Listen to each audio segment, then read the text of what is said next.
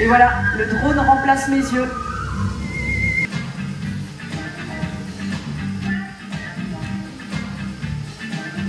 J'active le capteur multigaz embarqué sur le drone. Il va permettre d'analyser les gaz dilués dans l'atmosphère.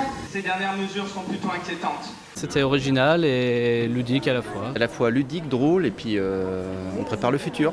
Professeur, ils sont en position à l'aplomb des coulées et des fontaines de lave. C'est le Python de la Fournaise et que voilà, je l'avais déjà vu et pas sous cet angle-là. Il était encore pas en activité. Donc c'est intéressant, c'est un petit plus, un grand plus même.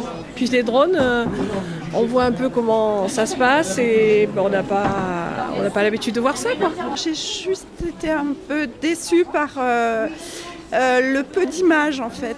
Je pensais avoir plus de vues d'ensemble de volcans par exemple. Dans un vaisseau spatial qui navigue à 28 000 km/h, un astronaute français a réalisé son rêve.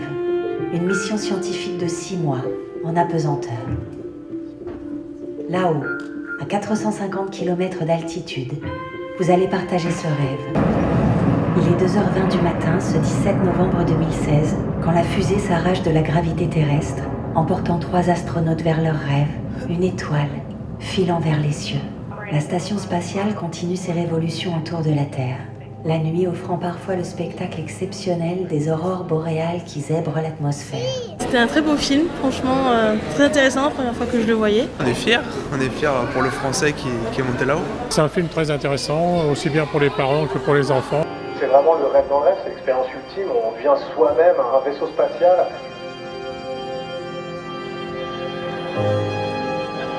C'est vraiment l'expérience où on vole et on est seul et on devient soi-même un objet volant. Puis on est dans l'espace, dans le cosmos, on a le vide de l'espace juste de l'autre côté de la visière, une mince couche de verre qui nous sépare du néant absolu, donc c'est des sensations inoubliables.